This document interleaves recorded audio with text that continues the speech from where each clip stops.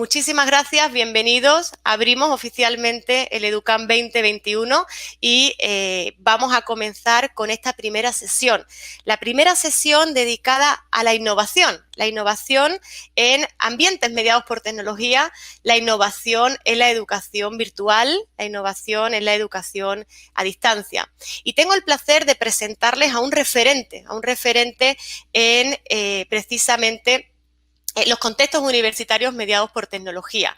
Él es el doctor Lorenzo García Aretio, es catedrático honorífico de la UNED, especialista, como indicaba hace un ratito, de contextos o en contextos universitarios mediados por tecnología y un referente en España y en América Latina sobre la educación a distancia. Estoy segura que disfrutaremos de esta ponencia y que el doctor Lorenzo García Aretio podrá compartir con nosotros qué innovaciones pendientes quedan post-pandemia en estos contextos que ya no volverán a ser 100% presenciales, estos contextos en los que hemos venido aprendiendo a adaptarnos a esta nueva modalidad y en los que hemos ido aprendiendo también que la educación a distancia puede ser de calidad, de la misma o de mayor calidad que la educación presencial. Algo que hace un año costaba mucho, al menos por aquí, entender, ¿no? Entender y apreciar. Sin más preámbulos, yo voy a dar paso al doctor García Aretio, transmitiendo nuevamente por parte de UTEC y de todos los organizadores su tiempo y su disponibilidad por compartir toda su experiencia y conocimiento con nosotros el día de hoy. Muchas gracias, doctor Aretio, y le doy paso para que pueda comenzar con esta sesión inaugural de EduCamp 2021. Muchas gracias, Silvia. Muchas gracias a EduCamp 2021 por la deferencia que han tenido al invitarme a este magno evento.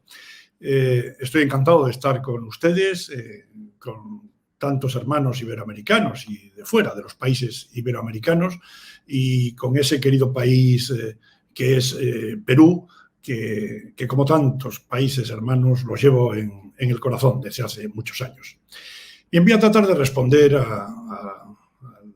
al tema que se me solicitó. Me van ustedes a permitir que comparta pantalla. Vamos a ver.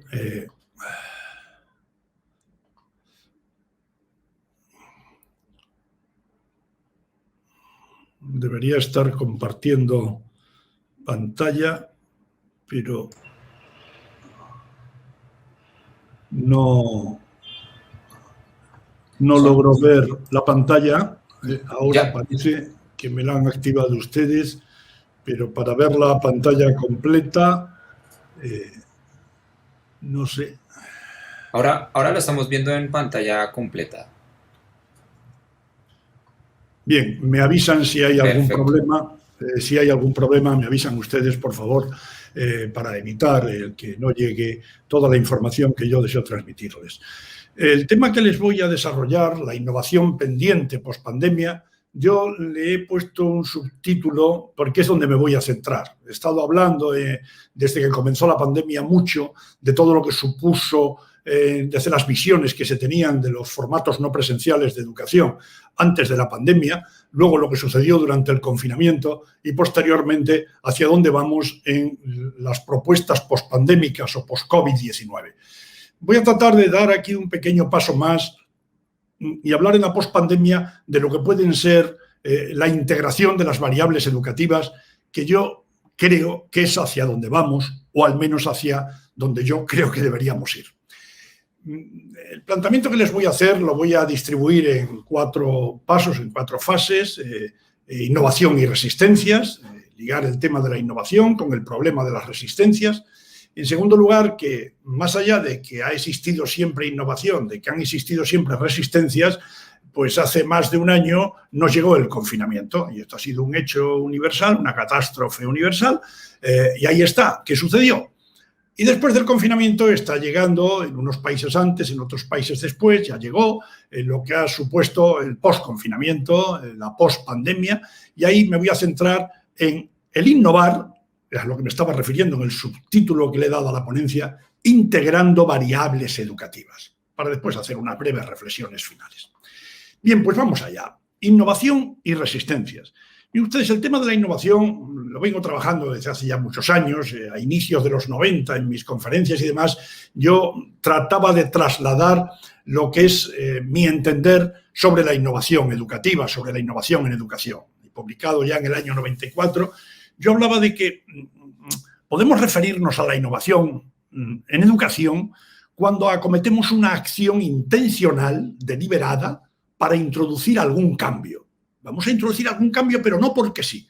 Un cambio que transforme la estructura, puede transformar los componentes, puede transformar los procesos de una institución educativa, puede transformar un programa entero o la propia práctica docente, ya más a nivel particular del profesor.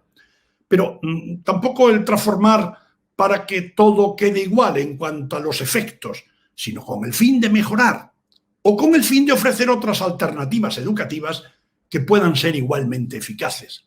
Por ejemplo, si estábamos hablando, antes se refería la presentadora a los formatos a distancia, formatos presenciales. Bueno, pues si ofrecemos una alternativa, por ejemplo, a distancia, que sería una innovación, quizás pudiéramos no estar mejorando aprendizajes, pero sí estamos ofreciendo resultados, quizás igualmente eficaces, pero brindando otra alternativa a la población estudiantil.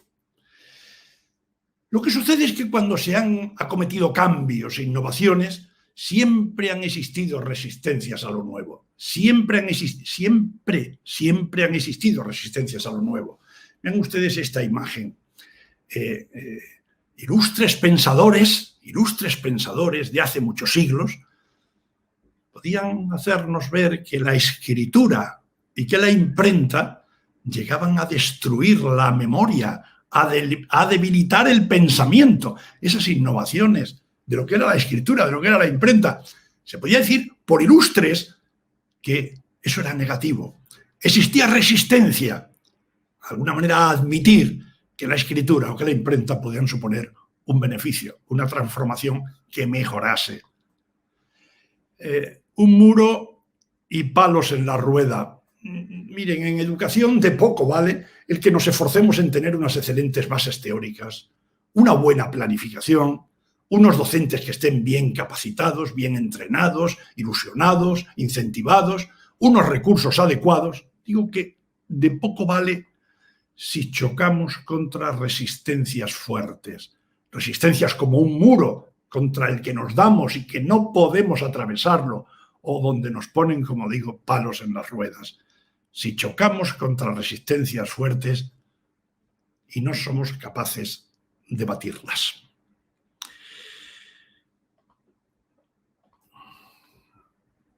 Ah, caramba.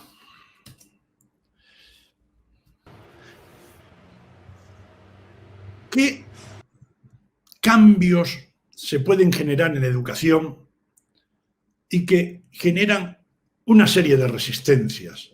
Frente a esos cambios que pueden proponer los innovadores, ¿desde dónde? ¿Desde dónde vienen las resistencias? ¿Quiénes generan esas resistencias? O pueden ser individuos o grupos que pueden estar en la propia institución o pueden ser externos a la misma. Pueden ser los valores, las normas, las estructuras que las tenemos tan arraigadas que lo nuevo nos asusta. La ignorancia, yo he insistido mucho en esto de la ignorancia, sobre todo cuando se refiere a formatos a distancia. Muchas veces las negativas y las resistencias vienen de personas que ignoran, que no saben, que no han estudiado, que no se han acercado a estos procesos educativos. Esas resistencias pueden provenir del recelo a ser superados por los alumnos, a la incomodidad, a la incertidumbre que pueden llegar a generar, a la inseguridad. Puede ser la cultura institucional, que, como digo, está muy hecha, está muy consolidada como para acometer cambios, innovaciones. Puede ser ese temor a las tecnologías que, sobre todo, personas, profesores, docentes de cierta edad, aunque esto tampoco es una definición, yo tengo cierta edad y desde luego nunca tuve temor a las tecnologías, y muchos colegas de mi edad o incluso de una edad superior a la mía no plantean temor a las tecnologías. Puede provenir también esa resistencia de la pérdida que yo temo, de la pérdida de poder, de control de mi situación.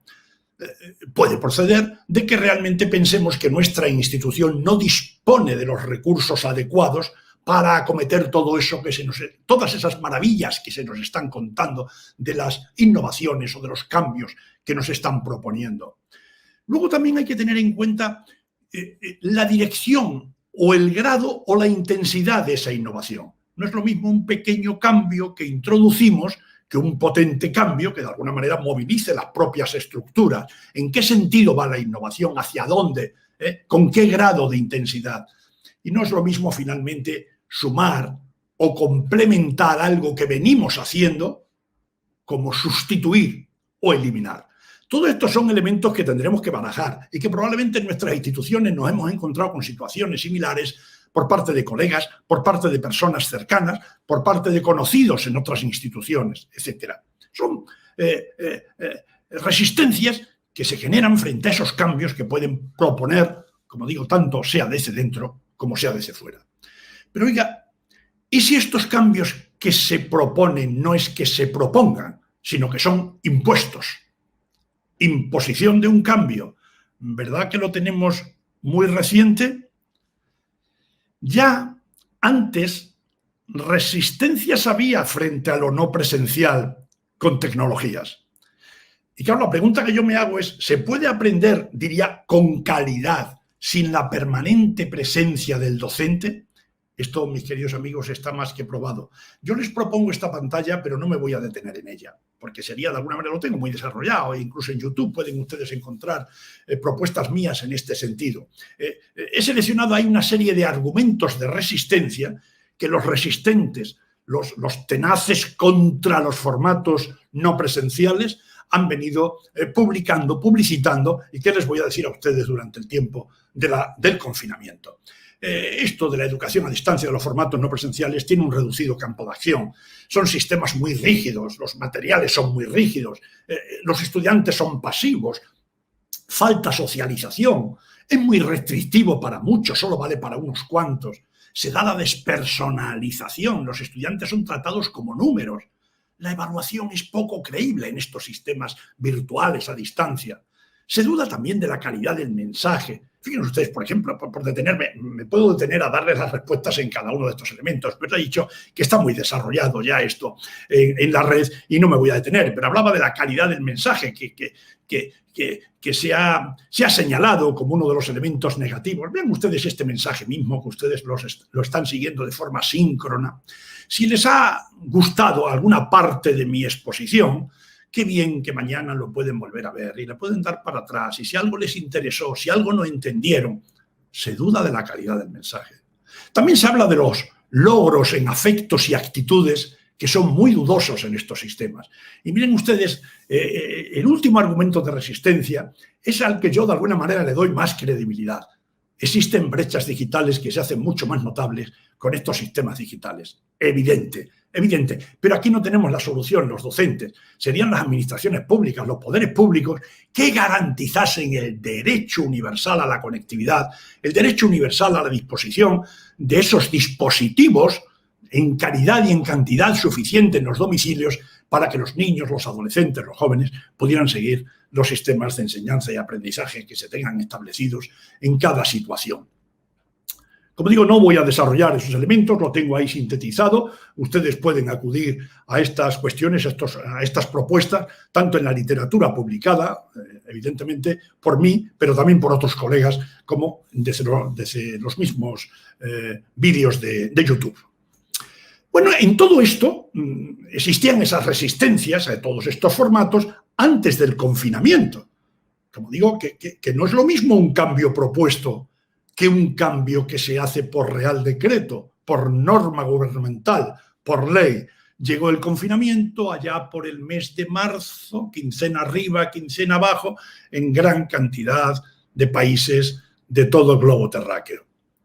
¿Y qué pasó? Por ejemplo, por poner un ejemplo que es el mío, el de mi país, el de España. Aquí comienza el curso académico en el mes de septiembre. En nuestro entorno, en muchos países de nuestro entorno, es esa fecha también. Bueno, pues aquí en España se tenía diseñado, lógicamente, el curso en una educación en formato convencional. Teníamos aquí el diseño perfectamente elaborado Y en septiembre se comenzó a desarrollar ese diseño en formato convencional. Octubre, noviembre, diciembre, enero, febrero, y de golpe llegó el shock, la ruptura, el confinamiento, como digo, prácticamente de hoy para mañana. Los estudiantes en casa, los docentes en casa, pero no hay vacaciones. El sistema educativo tiene que seguir funcionando. Shock, ruptura, emergencia. Miren en esta pantalla lo que les propongo. Vamos a ponernos, por ejemplo, en instituciones universitarias. A la derecha del todo ven ustedes el índice de dificultad, el grado de los cambios que tuvieron que acometer aquellas universidades denominadas virtuales o aquellos programas virtuales 100%. La educación digital, en línea, prácticamente se acercó a estos sistemas sin dificultad alguna, no tuvieron que acometer cambios especiales en sus estructuras, en sus planteamientos, poca cosa. Más allá de que los servicios administrativos de estas instituciones, pues en lugar de trabajar en las sedes correspondientes, también lo hacían desde sus propios domicilios. Pero en lo que respecta a la relación docentes-estudiantes, poco más. Un poquitín más de dificultad, pero mínima, los centros de educación a distancia, más convencionales, pero que contaban cada vez más con servicios digitales. Pues se adaptaron a que todo fuesen servicios digitales. Más dificultad, más grado de cambios que tuvieron que introducir, los que yo sitúo en el grado 2 de dificultad, aquellas instituciones y programas que hacían enseñanza, educación, aprendizaje combinados, híbridos, en plan blended. Bueno, tenían experiencias, supuso un esfuerzo mayor porque había muchos profesores que no estaban impartiendo esta docencia en estos sistemas virtuales y ahí tuvieron algunas dificultades, pero generalmente sabían cómo hacerlo o sabían a quién copiar para poder hacerlo bien. En estos casos se dieron pocas resistencias, hubo escasas resistencias. Miren ustedes en su entorno iberoamericano que muchas instituciones, las que tuvieron en el nivel 0, en el 1 y en el 2, que realmente las resistencias fueron mínimas, los cambios fueron mínimos, las dificultades fueron mínimas. Pero ¿qué pasó? Que cuando vino ese shock, ese corte en las instituciones presenciales, ¿qué pasó? Como yo iba diciendo, noviembre, diciembre, enero, febrero, marzo, ruptura, shock. Y tuvimos desde casa los docentes y los estudiantes que acometer un sin diseño mejor, con un diseño de un formato convencional, pasar a un desarrollo en un formato digital. Vean ustedes que esto es complicadísimo. Y de hecho se comprobó que era muy complicado. ¿Cómo habíamos hecho aquel diseño para lo presencial? Docentes que no habían tenido ninguna experiencia o mínima experiencia en los formatos digitales y tenían que ponerse a desarrollar unos formatos digitales que naturalmente en muchos casos salió de aquella manera. Porque demasiada heroicidad del cuerpo docente en cada país, porque realmente yo les tengo que aplaudir. Les tengo que aplaudir incluso a los resistentes máximos, a los que rechazaban antes de la pandemia y durante la pandemia lo han seguido rechazando y en la pospandemia lo siguen rechazando. Les tengo que aplaudir por el esfuerzo que hicieron de acomodarse, de dar el mejor servicio a los estudiantes. Realmente fue impresionante. Teníamos los otros dos niveles que faltaban, el 3 y el 4. Aquí estarían aquellas universidades o aquellos centros presenciales, pero que ya contaban con bastantes servicios digitales.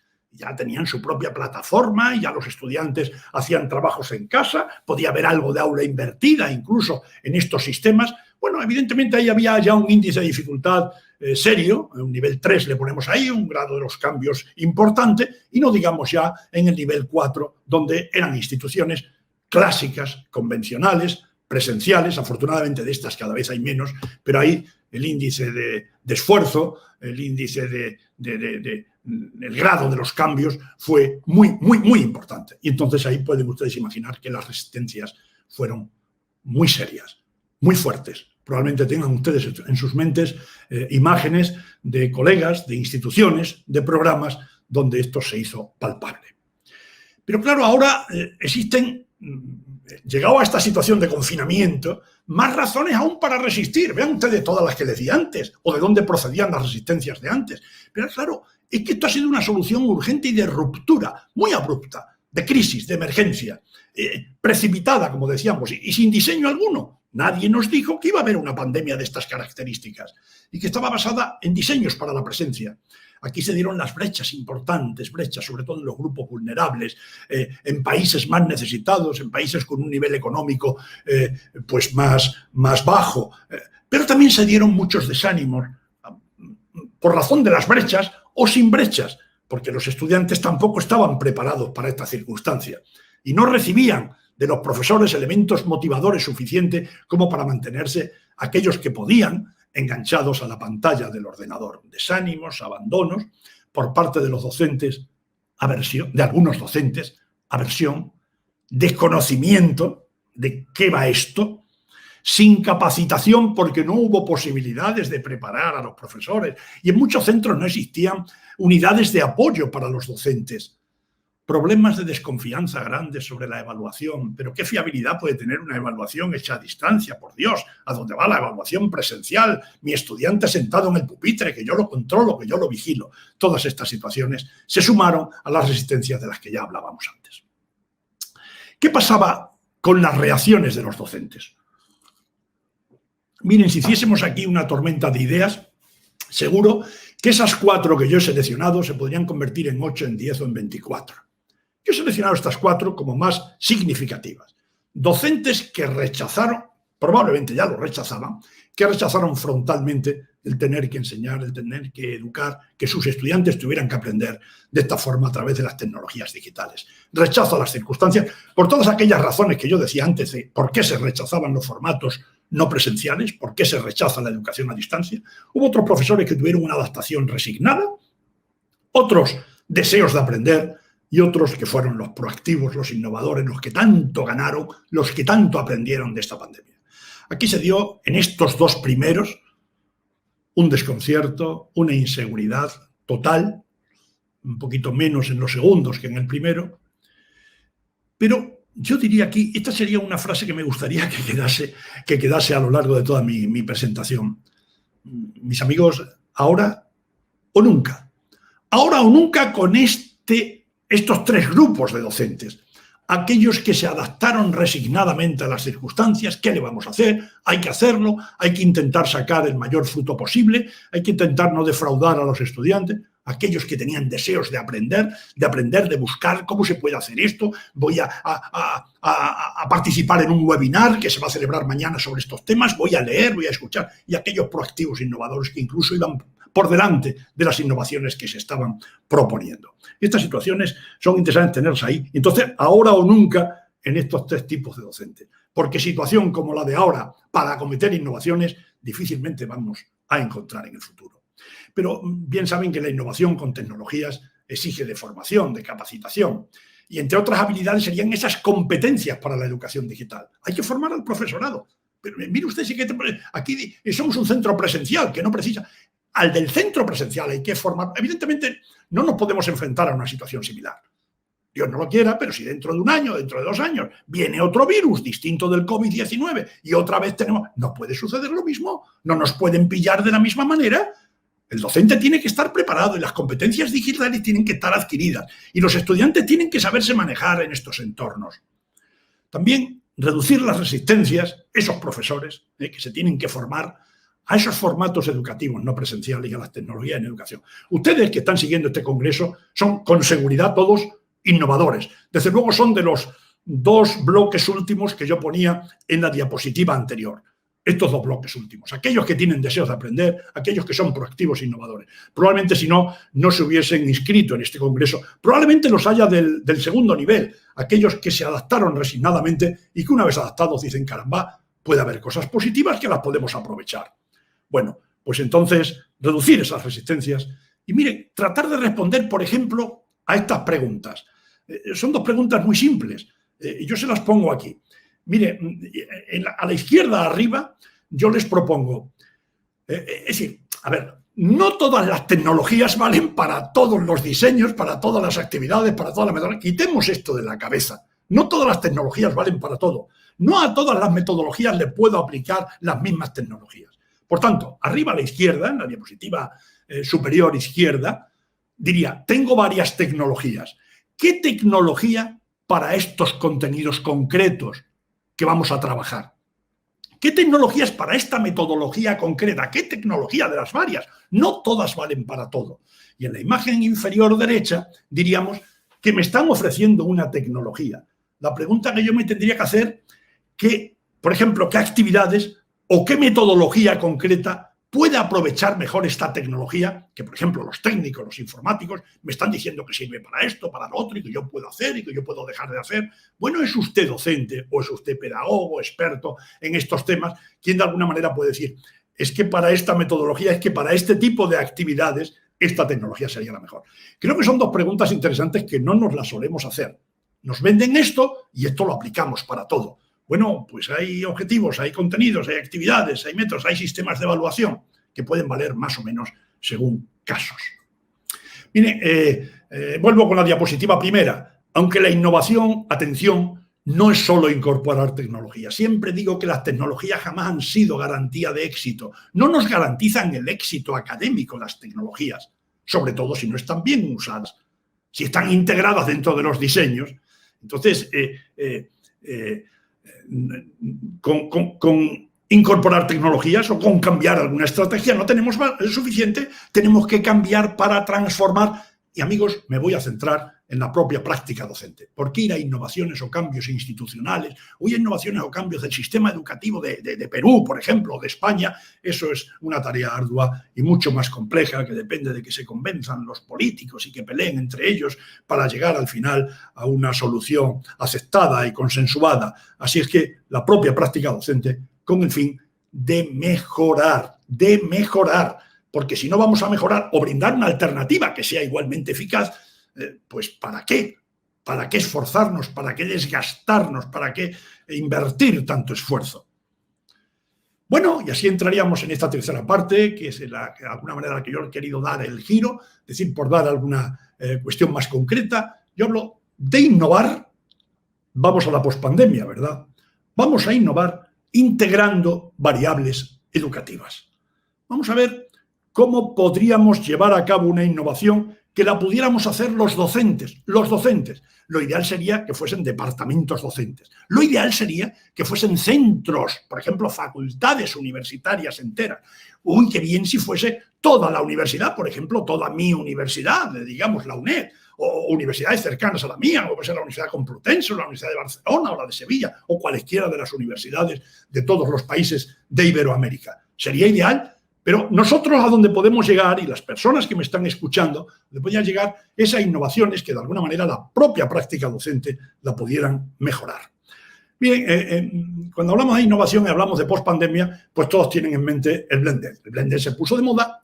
Bueno, saben ustedes que el Blended desde inicios de este siglo empezó a hablar de la enseñanza combinada y bueno, yo en los años 90 ya escribía sobre estos temas. Yo ya estaba hablando de cómo combinábamos el espacio y el tiempo. ¿Cómo podíamos combinar el espacio y el tiempo en los sistemas educativos? Años 90. La pandemia nos quedaba muy lejos. Bueno, por el Blended pues, hablábamos de aprendizajes o educación dual, bimodal, combinada, mixta, híbrida, semipresencial, anfibia, dinámica, flexible, convergente, adaptable, personalizada y un poquito más grueso porque es a lo que me quiero referir, integrada. Sí, aquí tenemos el Blended y miren ustedes esos términos que se han puesto de moda. Uno es el aprendizaje combinado, el aprendizaje híbrido, el aprendizaje flexible y yo les propongo el aprendizaje integrado, los aprendizajes integrados, la educación integrada. Como siempre en estos casos hay que definir qué quiero decir con integrado. Igual que hay que definir qué se quiere decir con lo combinado, híbrido, mezclado, flexible, semipresencial, dual, etcétera, etcétera. Esto siempre hay que hacer los matices y ven ustedes que en cada institución le aportan un nombre, una denominación. Pero claro, esas denominaciones, si no vienen con la definición, nuestro modelo es híbrido, nuestro modelo es dual, nuestro modelo es bimodal. ¿Qué quiere usted decir con eso? Una vez que me lo define, pues bueno, muchos de estos términos, como ven ustedes, son sinónimos y entonces, bueno, queda definido, ya sabemos qué es lo que quieren de alguna manera ofrecer o mostrar y entonces todos felices porque entendemos lo que nos están queriendo ofrecer. Integrado. ¿Qué quiero decir yo con esto de integrar? Pues que lo quiero poner por encima del meramente combinar, del meramente hibridar, del meramente mezclar. Lo quiero poner por encima. ¿Y cómo lo pongo por encima? Pues vean ustedes, por favor, vamos a hacer un esfuerzo porque si no después es posible que sea más complicado seguir las siguientes diapositivas. Aquí hablo de integración. ¿Ven ustedes? Quiero integrar las variables de espacio, de tiempo, quiero integrar las tecnologías, los contenidos, los destinatarios, los sistemas de comunicación, las estrategias de comunicación, las actividades y tareas, los métodos, la evaluación, el sistema organizativo. ¿Y cómo me planteo yo esto? Pues vean ustedes, en cada una de esas variables que propongo ahí, cada una de las propuestas que están ahí puestas en la pantalla, yo elaboraría un continuum desde mínimo a máximo de esta manera. Pues miren ustedes el espacio. Pues de lo más presencial, convencional al máximo, a la derecha hasta la mayor propuesta virtual, digital, a distancia máxima, moderna, lo máximo. ¿Qué haríamos con la comunicación en cuanto al tiempo? Pues desde las situaciones más síncronas, sin nada de posibilidad de asincronía, hasta lo exclusivamente asíncrono. Y así iríamos avanzando en tecnología desde lo más convencional, las tecnologías más convencionales. Si estamos hablando de sistemas a distancia, como podía ser el correo postal o el teléfono, vamos a poner por caso a las tecnologías digitales, como puede ser lo que estamos haciendo ahora. Y así a lo largo de cada una de esas variables. Yo le llamo integrar contenidos con esos recursos propios o con los recursos abiertos. Yo hablo de manejar, armonizar a los destinatarios cuando es un solo individuo o cuando es la educación o la formación o el aprendizaje entre pares, entre iguales, aprendizajes colaborativos, aprendizajes grupales. Creo que tienen ustedes una exposición y un gran experto para hablarles de estos temas. Compensar las comunicaciones verticales y las horizontales. Aprovechar esas comunicaciones, las actividades obligatorias, con las optativas y voluntarias. Pero vean ustedes el gran amplio abanico de posibilidades que tenemos, no con dos opciones en cada caso, si hablo presencial a distancia, oiga, que podemos mezclar y podemos combinar. No tiene que ser absolutamente presencial, no tiene que ser absolutamente a distancia. Y así con todas y cada una de las variables. El abanico que se nos abrió es sobre qué innovamos y qué hacemos para innovar. Vean ustedes, vamos a pararnos en las tres primeras. En las tres primeras vamos a manejar, además del espacio y el tiempo, las tecnologías. ¿Qué haríamos para ello? Pues miren ustedes el dibujito que les he preparado. En la parte de la izquierda ven ustedes una expresión plana de lo que serían esas dos dimensiones fundamentales, el espacio y el tiempo, que los manejamos bien, sobre todo desde hace muchos años los manejamos mucho mejor, y sobre todo desde hace un año y medio todavía mejor, el espacio y el tiempo, presencia, distancia, asíncrono, síncrono. Bueno, pues yo lo he querido complicar más y les propongo el dibujo de este cubo de la integración, que yo le quiero llamar. Cubo de la integración formado por otros 8 cubos, también de la integración, más pequeñitos, que ustedes entienden con esas dimensiones que les propongo ahí. Por ejemplo, veamos, ¿qué quiero decir con esto? Vamos a pasar a la imagen siguiente, que ya está solo el cubo de la integración. Por ejemplo, aquí en el cubo 1, si me pongo aquí donde tengo el cursor, estaríamos hablando de un formato educativo o de aprendizaje máximo presencial al máximo, síncrono al máximo, y sin embargo, si nos vamos aquí al cubo 8, aquí en el cubo 1 teníamos máximo presencial y además con escasa tecnología. Es decir, mire usted, el profesor habla y el estudiante escucha, el alumno levanta la mano y le pregunta al profesor y el profesor le responde, presencial puro y duro y con prácticamente ninguna tecnología. Vámonos al extremo este de acá arriba del cubo 8. Aquí tendríamos una propuesta a distancia, absolutamente a distancia, asíncrona y con tecnología digital. Es decir, por ejemplo, si está aquí donde está el cursor, lo máximo, el extremo máximo, pues podríamos hablar de que esta conferencia mía, pues mañana o dentro de 3 meses, uno, como está en YouTube, pues uno la visualiza, le da para atrás, para adelante, y ahí ¿qué está haciendo? Distancia, asíncrono y digital, con una tecnología digital, pues bueno, avanzada, ¿verdad? Bueno, y así sitúen ustedes una bolita en cada una de estas situaciones de que lo quieran hacer más asíncrono, más síncrono, más presencial, más a distancia, con más tecnología, con menos tecnología, las posibilidades que cualquier actividad docente les pueden a ustedes generar si quieren hacer algo distinto a lo que vienen haciendo, insisto, siempre que de alguna manera ustedes pretendan mejorar los aprendizajes de los estudiantes. Vamos a desagregar esos cubos para que lo veamos mejor. Vean ustedes, todo presencia. De los cubos que les he puesto antes, bueno, claro, aquí les pongo el cubo para que no se desoriente ninguno, nadie de ustedes, para que no se desoriente, está el cubo de siempre. Ven ustedes que el cubo número 5, aquí abajo, no se ve, porque claro, el cubo número 5 está detrás del 1 y debajo del 6. Por eso no se ve en este dibujo en este gráfico que yo les he propuesto, en esta imagen. Bueno, el 1 sí lo vemos bien, porque aquí sería la enseñanza, la educación presencial convencional, como por ejemplo las prácticas, las tareas clásicas en el aula. El 2 y el 6 los tengo sombreados porque no son habituales. No son habituales, yo se lo propongo a ustedes porque la posibilidad existe. Es decir, aquí estaríamos hablando de una presencial asíncrona. Ya verán ustedes que puede chocar, ¿no? Presencial y asíncrona. Hombre, pues mire usted unas exposiciones que han montado los equipos docentes, ayudados por algunos estudiantes, unos museos, una biblioteca, que se han preparado y se han dispuesto para que los estudiantes de forma presencial puedan acudir allí, pero lo están haciendo de forma asíncrona a cuando se ha elaborado, se ha propuesto, se ha montado aquella exposición. Como digo, no nos vamos a entretener en esto. Igual que iríamos ahora a la derecha, tendríamos una presencial más moderna de la sociedad digital presencial, la que estaban ustedes probablemente en muchos centros haciendo, o al menos hacían antes de la pandemia, una presencial moderna. Aquí podríamos tener el aula con uso de tecnologías, el aula presencial, pero con mucha tecnología.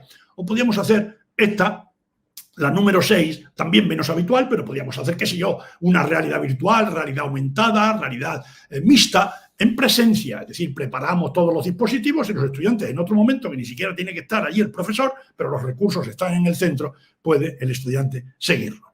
Todo en presencia. ¿Ven? Vamos a pasar a la siguiente pantalla, donde aquí todo es distancia. Ven ustedes que son los mismos cubos, se vienen aquí al cubo grande de abajo y ven ustedes, en el 3, antes, hacíamos una formación a distancia que podía ser síncrona, a distancia pero síncrona. Por ejemplo, el teléfono. Los estudiantes en la UNED, yo estoy desde el principio de funcionamiento de la UNED, nos llamaban por teléfono para consulta teléfono, que es una tecnología pues muy antigua, muy clásica, muy válida. La seguimos utilizando, aunque ahora realmente con los terminales, con los móviles, con los celulares, etcétera. Pero podríamos hacer una distancia asíncrona con poca tecnología. El correo postal. Utilizábamos constantemente el correo postal entre los estudiantes y los profesores. Esto es distancia asíncrona y con poca tecnología. Si nos vamos a los cubos 7 y 8, haríamos distancia moderna ahora en la sociedad digital. El 7, una moderna síncrona, distancia síncrona, con mucha tecnología digital, la videoconferencia, las presentaciones de los estudiantes, el chat, todo eso es síncrono o asíncrono. Es decir, esta misma videoconferencia puede ser síncrona, como lo está haciendo ahora para los que lo siguen, o mañana o dentro de un mes puede ser asíncrona y la ubicaríamos aquí en el cubo 8. Bueno, yo creo que esto está más o menos claro para todos ustedes. Entonces, ¿cómo haríamos si yo hablo de integración antes, con tecnologías más convencionales? Pues podríamos integrar las prácticas en las tareas clásicas del aula, que las tenemos aquí en el cubo 1, con una convencional síncrona a distancia, el teléfono, o un correo postal. Podemos hacer todas estas combinaciones y estaríamos integrando actividades docentes, quizás como se hacía antes, con poquita tecnología. Y que en algunas situaciones, que si yo estoy pensando en poblaciones marginadas o marginales o vulnerables o ya vulneradas del continente americano, que ustedes también conocen, ¿no? Y que se pudieran dar circunstancias todavía donde son aconsejables el uso de estas tecnologías, porque probablemente los destinatarios de la formación no cuentan, en algún caso, quizás ni siquiera con corriente eléctrica, cuanto menos con propuestas de conectividad, de conexiones digitales, etcétera, etcétera. Ahí queda. la integración. Si nosotros tomamos los cubos 1, 1, 5, que está detrás del 1, que no se ve, y el 6, estaríamos con aulas, el 1, 5 y 6, con más o menos tecnología. Sincronía. Aula con más o menos tecnología. Y a la derecha, el 7 y el 8, sería distancia, asíncrona, email, foros, vídeos, audios, o síncrona, videoconferencia, presentaciones, etcétera, etcétera. Bueno, pues con esas circunstancias tendríamos una integración hoy. Hoy, que utilizamos los formatos presenciales con más o menos tecnologías en el aula y los formatos digitales. Estaríamos hablando de algo de esto de combinación, de Blender, ¿verdad? ¿Les suena a ustedes? Bueno, pues en estos cubos nosotros ubicaríamos toda esa serie de actividades y estaríamos haciendo una integración de hoy. Que la de antes, la de ayer, también sería válida, como les he dicho, para algunas situaciones y para algún tipo de poblaciones.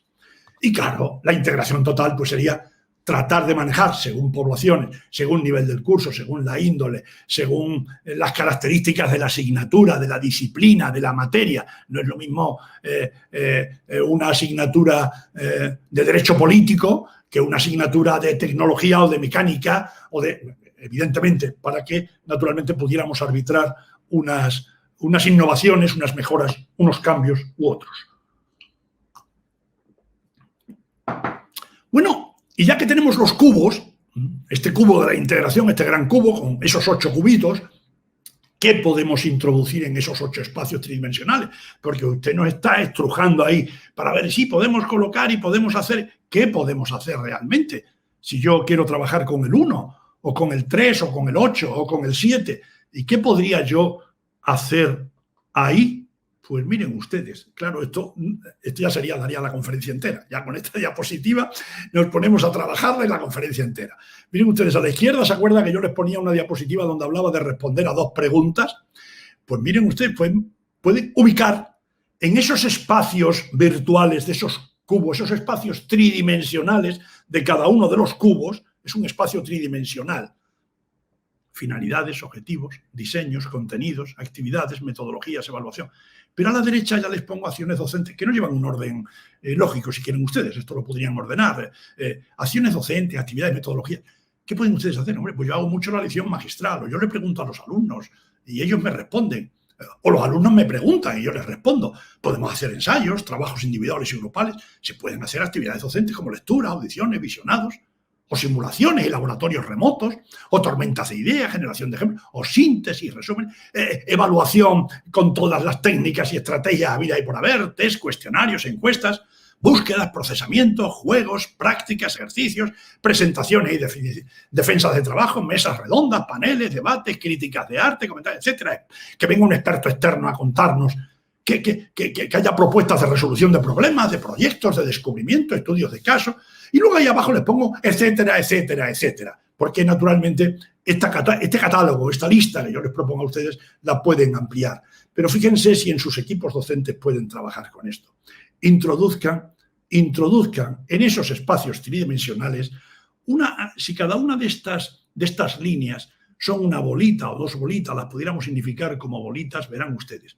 Yo aquí, en el 1, 5 y 6, me gustaría dar una lección magistral aquí, en el 1. En el 1 y además aquí abajo, donde hay la sincronía más absoluta, aquí abajo la quisiera dar. A ver, el 8 y 7, no, la lección magistral la voy a dar de forma síncrona. Si los estudiantes van a estar en casa y yo de forma síncrona les voy a dar la lección. No, lo vamos a hacer de forma asíncrona. Yo la voy a grabar con grandes artilugios, con grandes posibilidades de imágenes, de estructuras, y dada mi asignatura, además con la cámara, enfocando allá donde me interesa, y se la voy a proponer para que la visionen, para que la trabajen en otro momento, a partir de mañana, la lección magistral. Sigan Doctor ustedes Aretio, le quedan 5 minutos. Gracias. Termino. Gracias. Sigan ustedes con esta lista y verán todas las posibilidades a las que podemos llegar. Se lo dibujo en el gráfico. Esta puede ser la lección magistral, ubicada aquí. O sea, quieren ustedes, la ubican aquí o la ubican aquí. Jueguen con las 3 dimensiones que yo les he propuesto. Es para jugar y para divertirse también un poquito, pero después si somos capaces de llevarlo a cabo, mejor que mejor.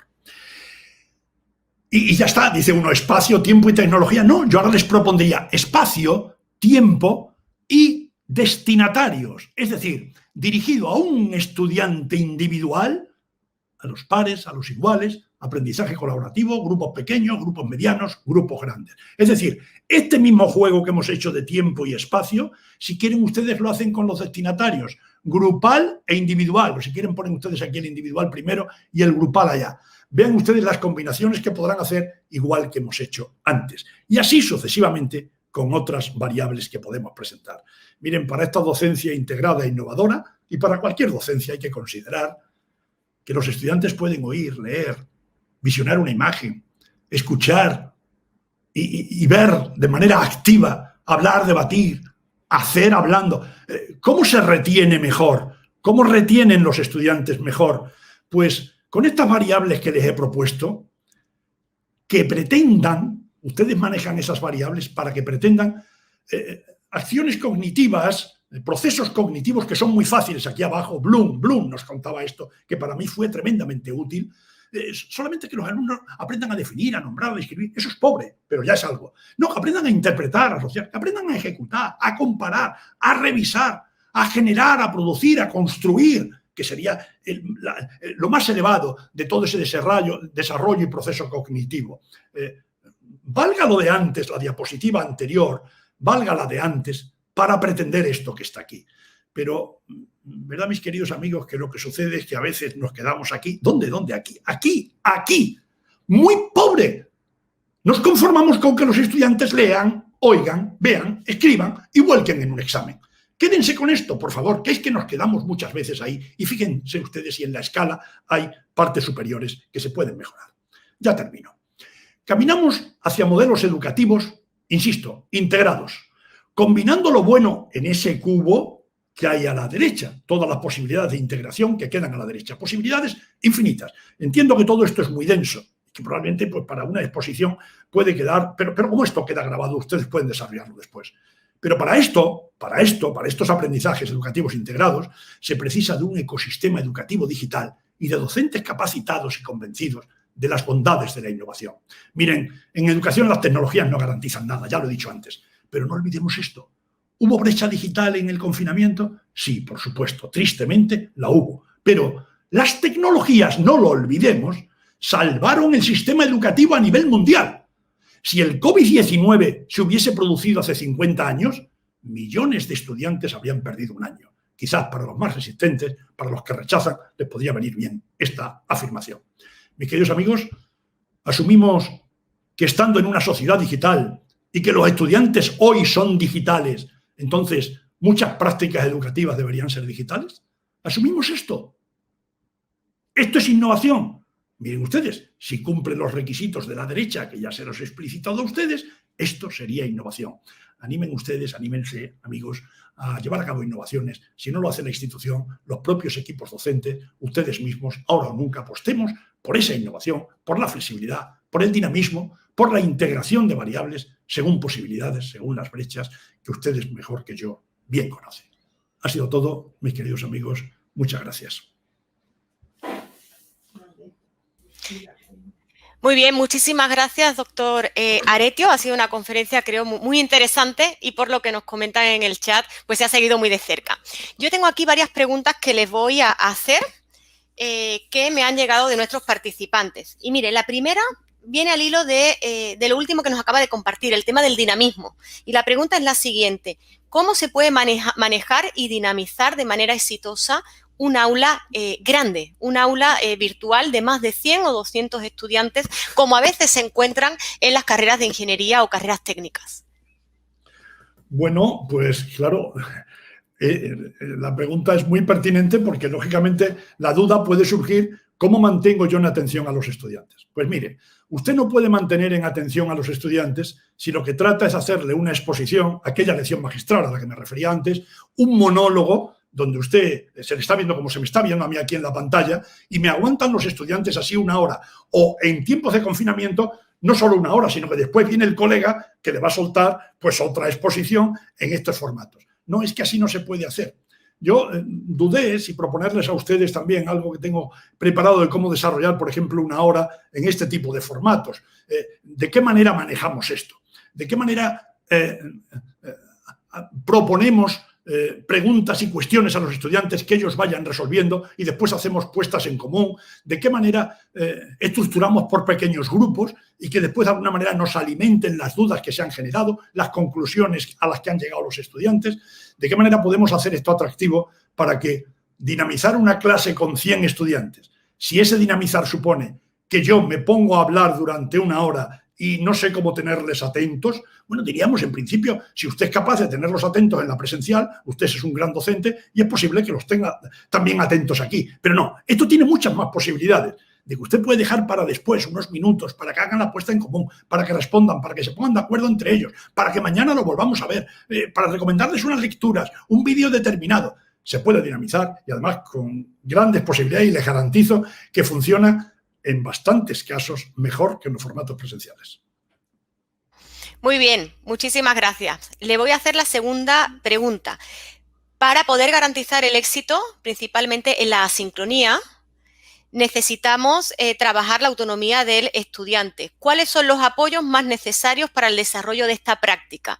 La figura de un tutor, la figura de la tutoría o del espacio virtual de atención al estudiante. ¿Cuáles serían esos apoyos según su experiencia? Bueno, evidentemente los estudiantes tienen que estar preparados. Es decir, a los estudiantes que se les va...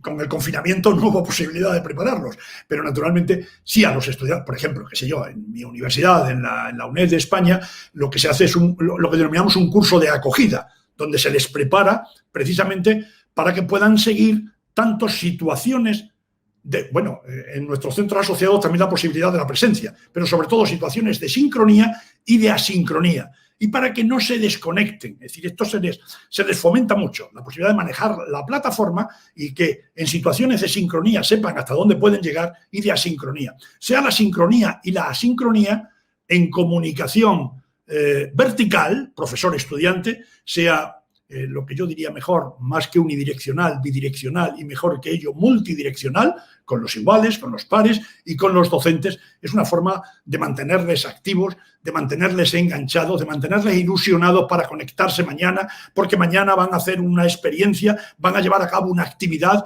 tremendamente interesante que les ha propuesto el profesor, que se han trabajado en casa, por ejemplo, siguiendo el sistema del aula invertida, que han trabajado viendo unos vídeos y que traen las preguntas preparadas y hacen una puesta en común. Realmente las posibilidades son inmensas. Yo les insistiría que manejasen todas esas variables, porque son muchas, que yo les he propuesto con anterioridad, para que manejando todo eso puedan ustedes valorar hasta dónde se puede llegar con estos sistemas, en este caso que se me está preguntando, de asincronía. La asincronía es lo más habitual en educación a distancia, no lo olvidemos, es lo más habitual. Es decir, da mucho fruto. Por poner un ejemplo, las posibilidades que tiene un foro, algo tan elemental como un foro bien llevado, son inmensas. Y eso es asincronía pura y dura. Si lo manejan ustedes bien, probablemente se sorprenderán, si es que no lo han hecho antes y no lo han hecho ya, del éxito al que pueden llegar.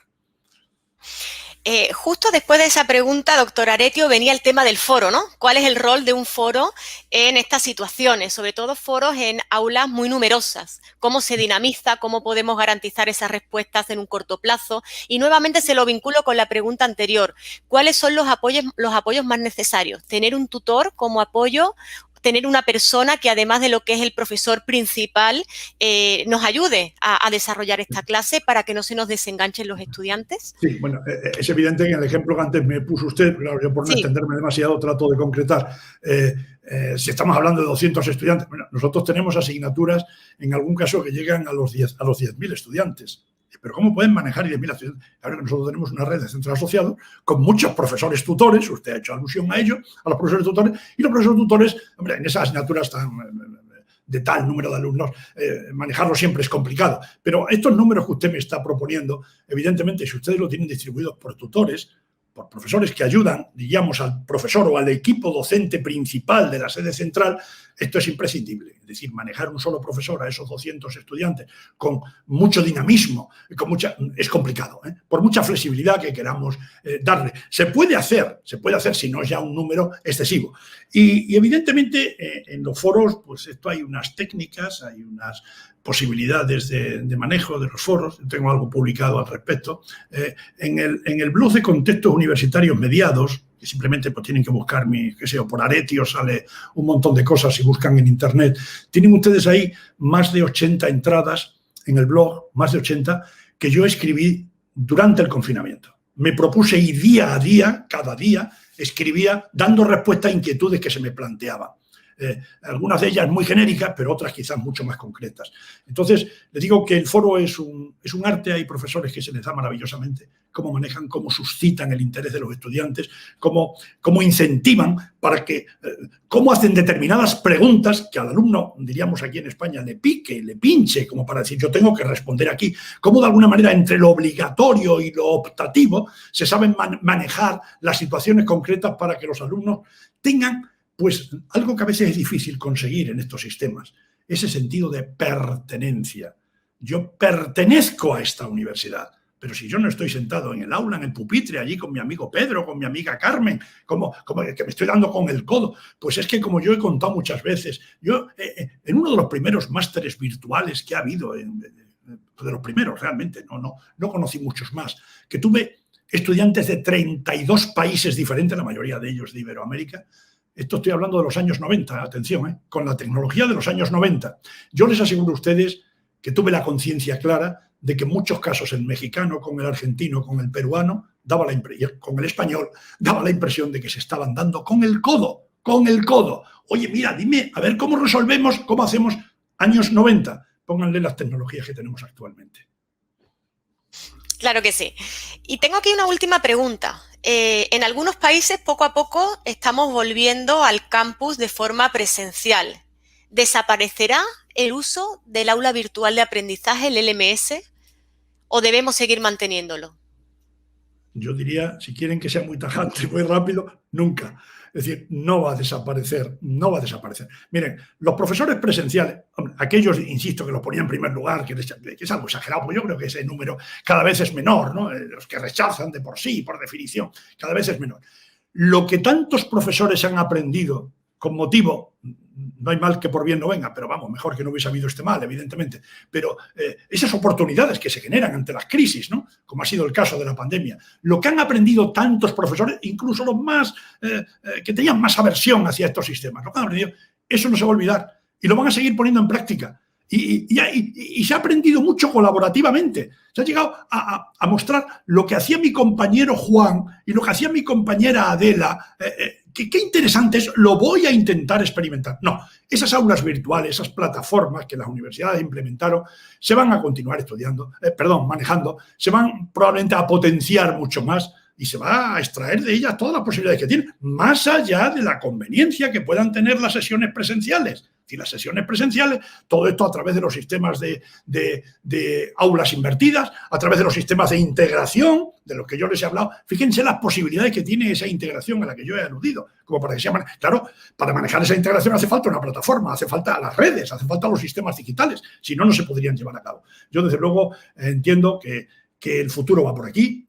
Esto no quita, un pedagogo no puede decir que el valor de la presencialidad es inmenso y los valores pedagógicos que tiene la presencialidad son inmensos, pero eso no quita en absoluto, y por descontado, argumento con quien quiera sobre las ventajas y las posibilidades de los sistemas digitales en educación.